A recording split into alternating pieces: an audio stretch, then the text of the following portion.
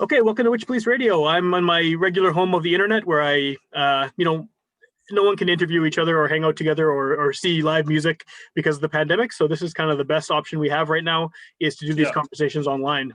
And yeah. I'm on the line with someone who has not been on the show before, but I'm very interested in hearing about your music and your background because I know you play lots of different styles of music, but one of the styles that is part of your whole package is reggae.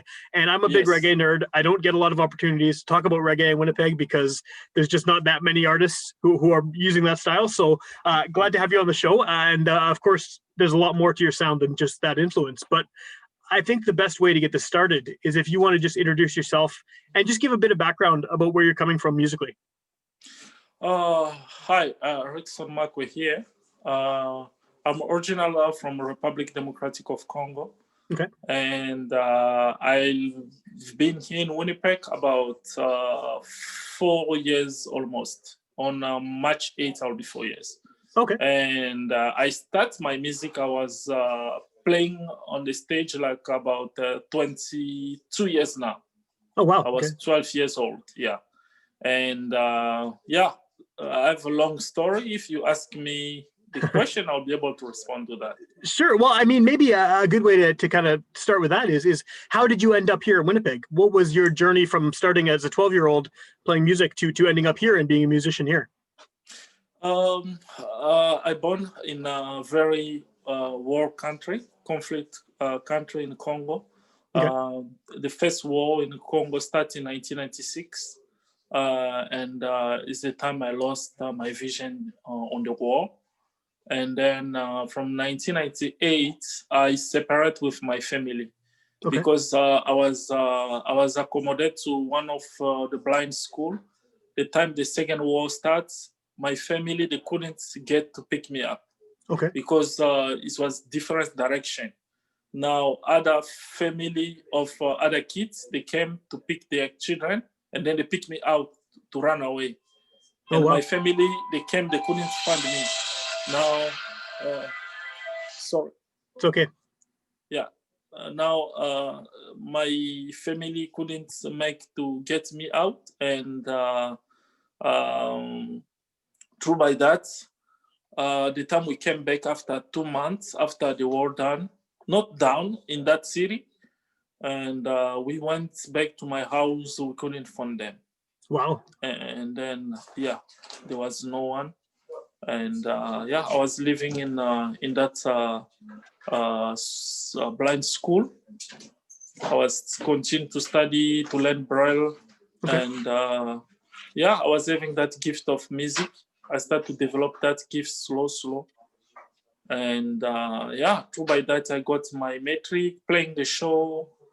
And from 2001, my father was military. Okay. Now, in 2001, I hear one of my father friend told me my father was passed away. Oh, wow. Yeah, he was killed. Now, with my family, they don't know where they ran away. They don't know how they can find them. And they couldn't come back. I don't know, maybe they know like Rick is blind. It will be difficult for him to survive, maybe because we lost a lot of people there. Right. Now, it was like after 2 years war, after 1 year war, it was not stable.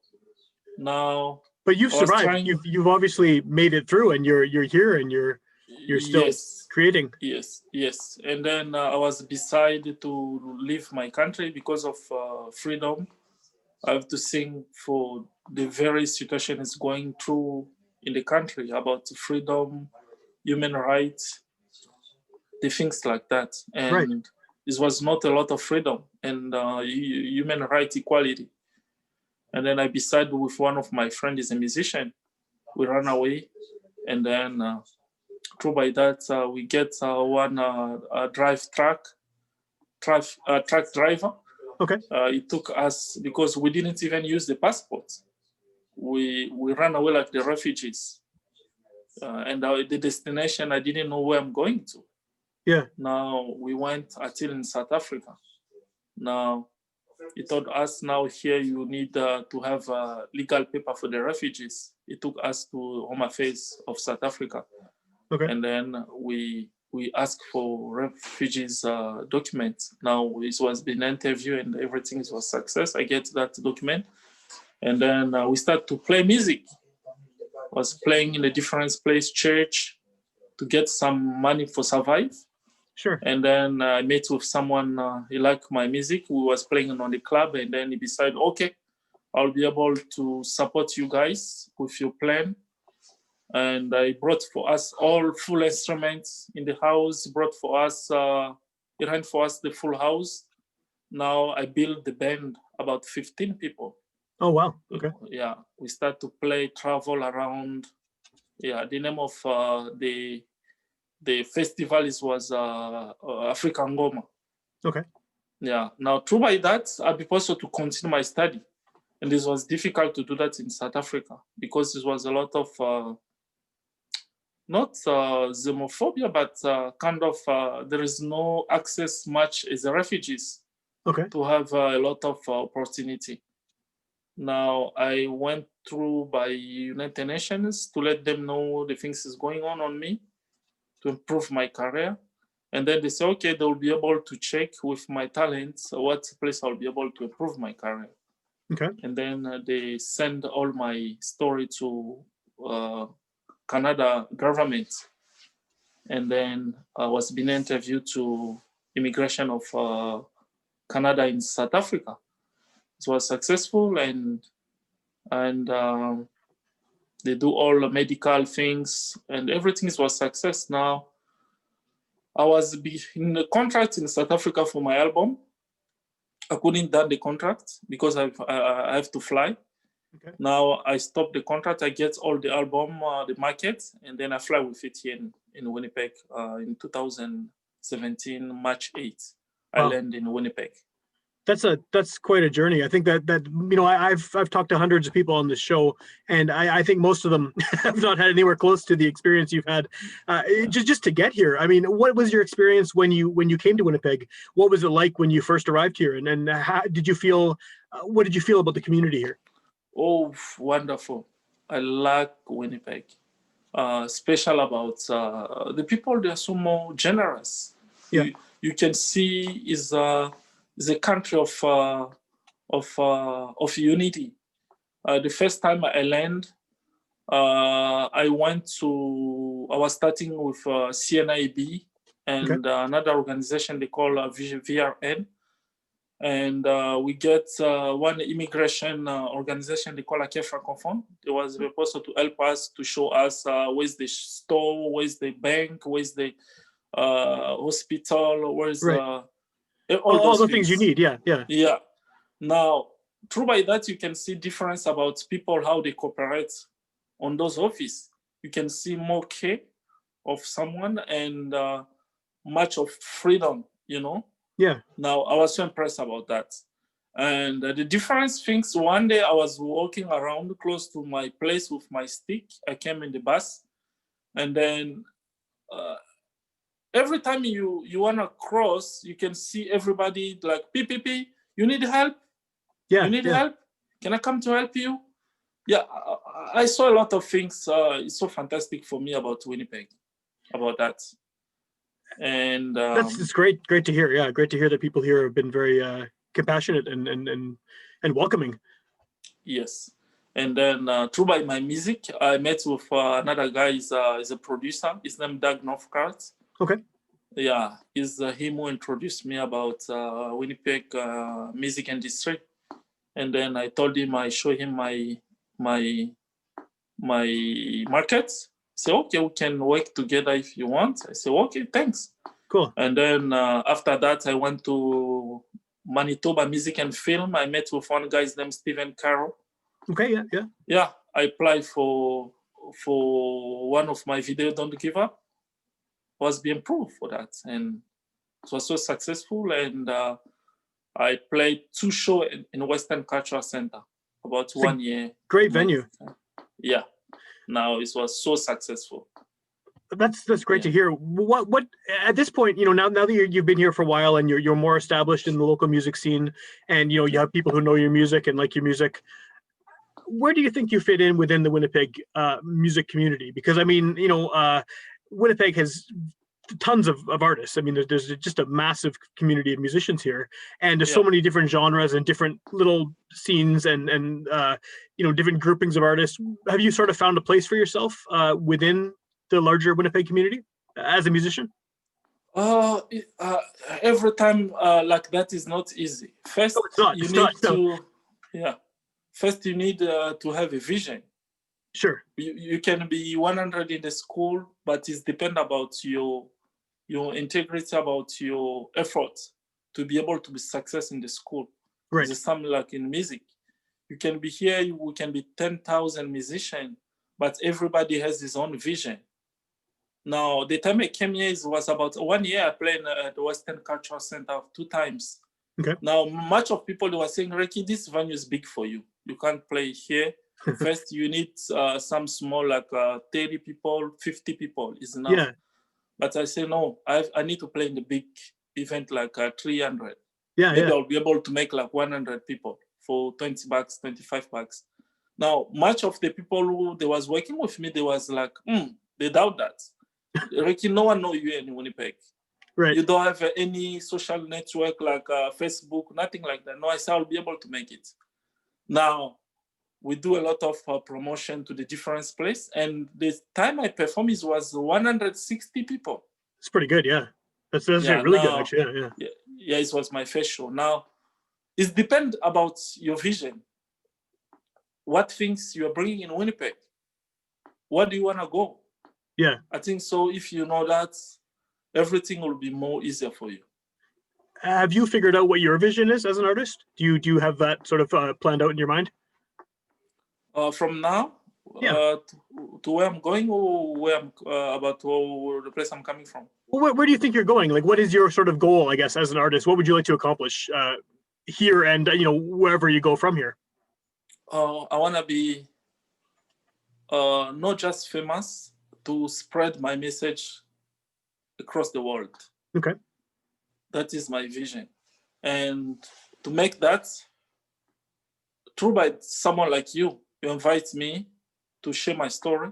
Right. Through by your interview, I'll be able to connect with different people I didn't know about. For sure, yeah.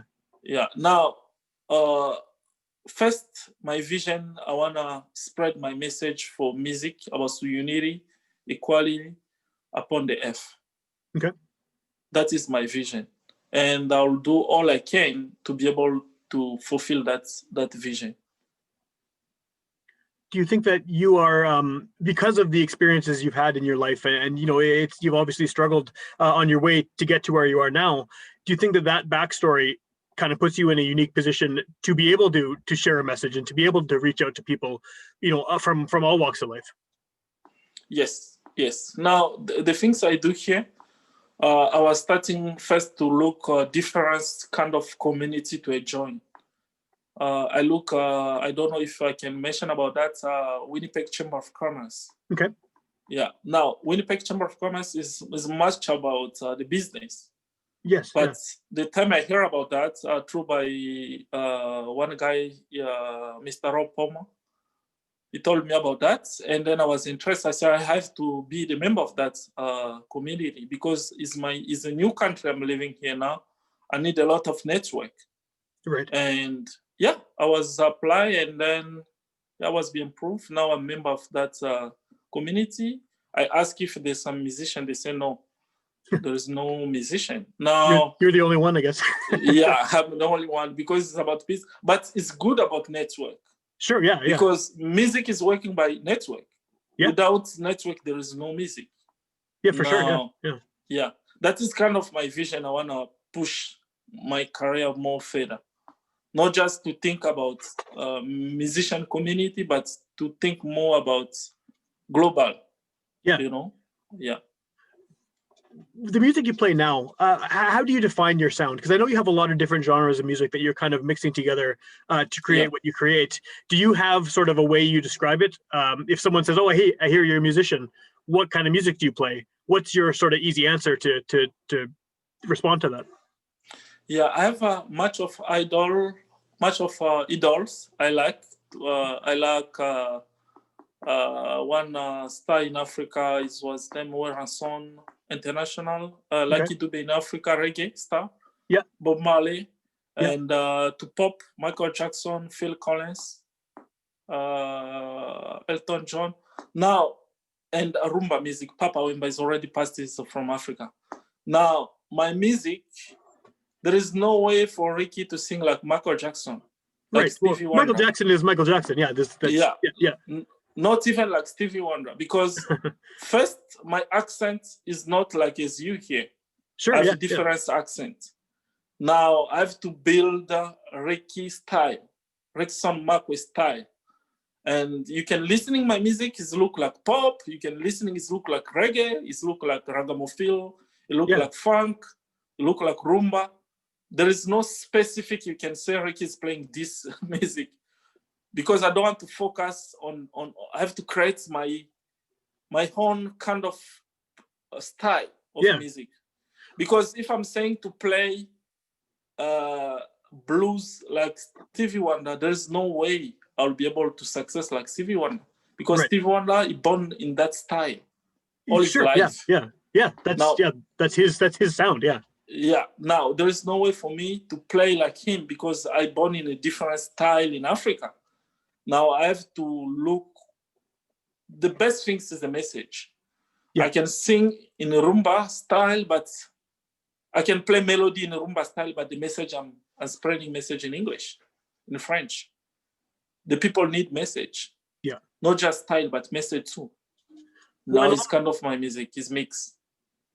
A lot of that music too that you refer to as influences. I mean, especially reggae music. There's such a strong history of it being message songs, and the songs having a very important social consciousness and an important. The lyrics are as important as the beat, right? Like, I mean, you need to have something that people are locking onto more than just wanting to dance to it. That's great too, but if you have that extra level of importance and responsibility, I guess, with the lyrics to spread that message, right? Yes, that is. And I have a lot of plan I'm planning on this year of 2021 because of disease. Last year I posted to play in Park Fera last year, April 22nd, but it couldn't make because of disease. I changed the dates on December 2nd. It couldn't work because of disease. Now we move it in October 13th of this year. Okay. Have you played there before? It's a great venue. Yeah, not yet. That will be the first, because I have like 3 years now and a few months in Winnipeg. Yeah. But I played to the different festival. Who do you think is your audience in Winnipeg? I mean, I know you said you're trying to reach a wide variety of people and having that kind of a global message, and you're incorporating reggae and pop and rumba and all these different styles and funk. But have you figured out kind of who your fan base is? Like, do you know sort of which part of Winnipeg's large community is most interested in what you have to say, or is it just completely wide open and everyone's checking you out? I think so. Music is just like a food. Yeah. You cook food and then you have to call people to come to taste. That's true. Yeah.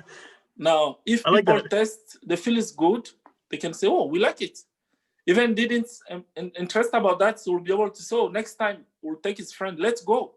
Last time I test that food, this was nice. Now you have to take music in that conception. Yeah, that's how it works. Yeah. Yeah, you need to bring something different on people. Don't say is enough what I'm doing. Just try your best to look what kind of the things I have to bring in this wonderful community. Mm-hmm. And if you do that, you do it in the good way, the people will be there to support you. Sure.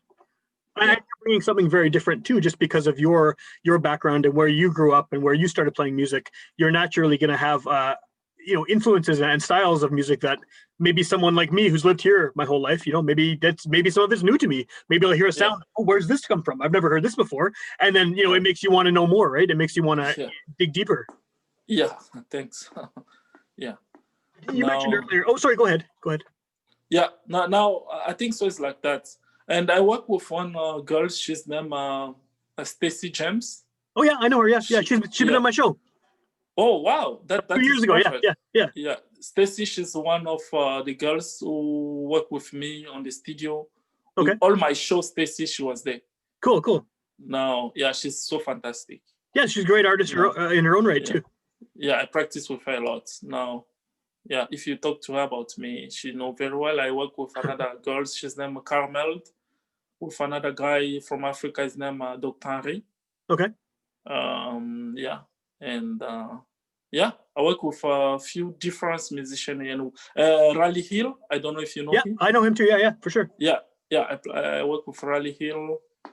On filming, I work with Chris. You know Chris? I'm not sure. Chris, do you know his last name? Oh, he's a video shooter.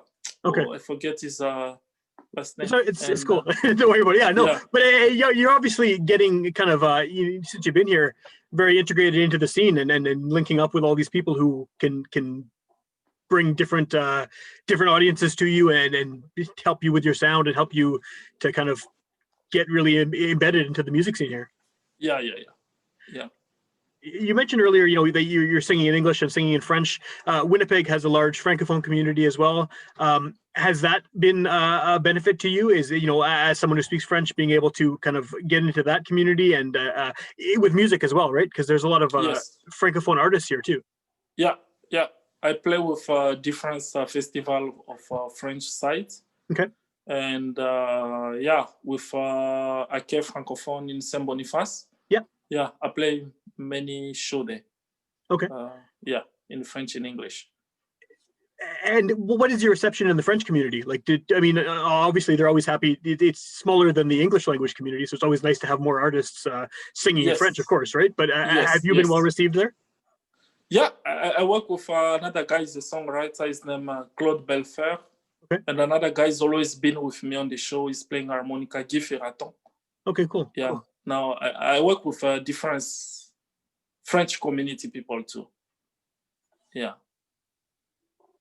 When you're writing music, are you writing in English? Are you writing in French? Is there a difference when you're coming up with lyrics and when you're coming up with songs in terms of which language you're focusing on, or are you what language does your brain speak? I guess. I speak 4 languages. Oh, 4. Okay. Yeah. 2 dialect language in Africa in Congo, my country of born, like Lingala and Swahili. Cool. Okay. Now here, official one are French and English. Yeah. Now I learned French.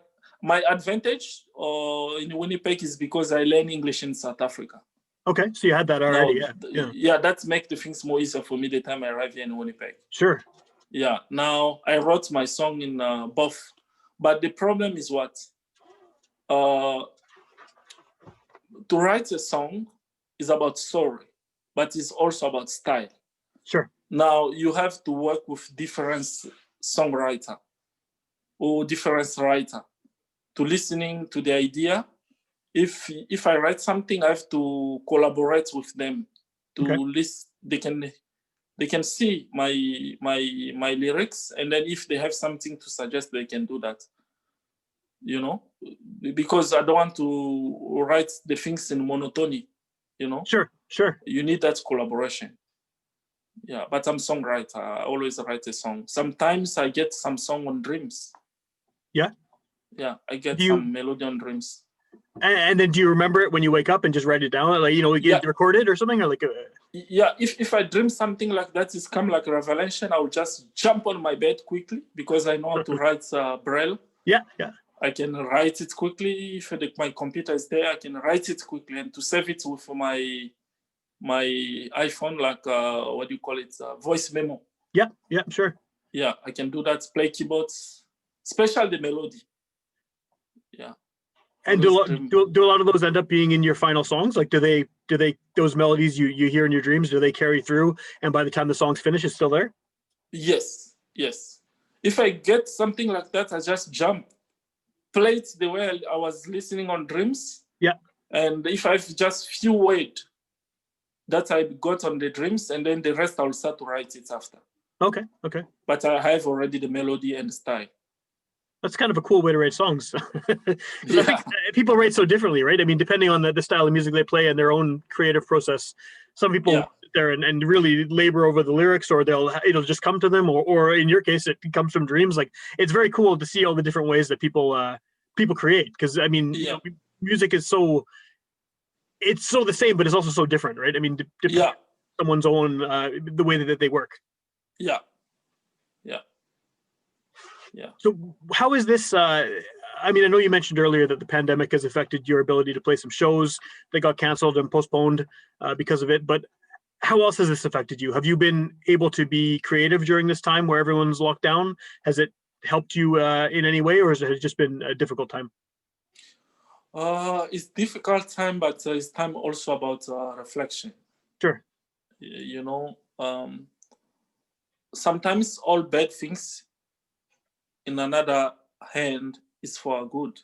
Okay. And it was very tough time, especially for the musician. Yeah.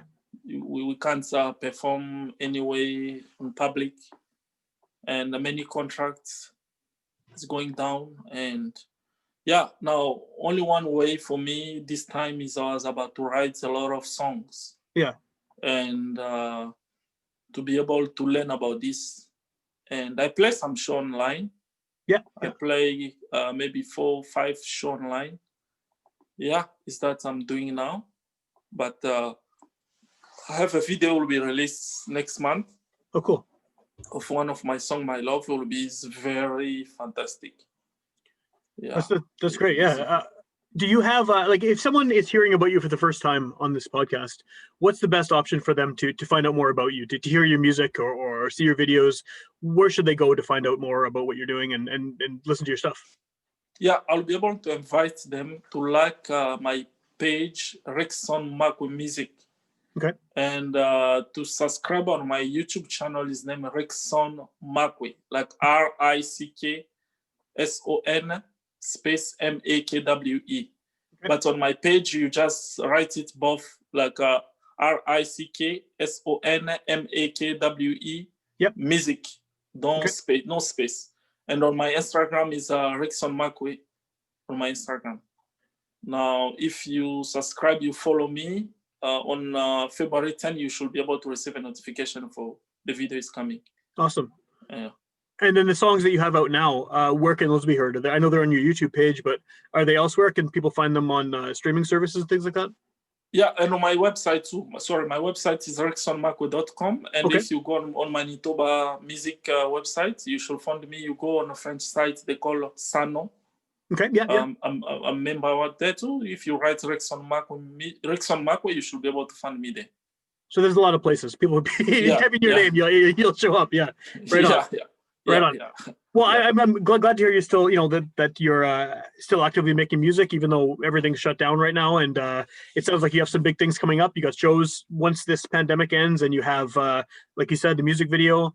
And yeah, I mean, I'm really happy to talk to you, and glad things are going well. Yeah, and I'll be able to say thanks to the person who worked with me. Sure. Mr. Rob Poma and AK. Godwill is a very young man, but he's doing so fantastic for me. Very cool. About technique, all those things, preparing my stuff. I'll say thanks, and I'll say thanks to yourself too. Awesome. Well, thank you. I'm really glad to talk to you, and I hope that once all this stuff gets better, I'll be able to see you live and check out one of your shows. Thank you so much. Thanks a lot. Yeah. Bye-bye. Okay. So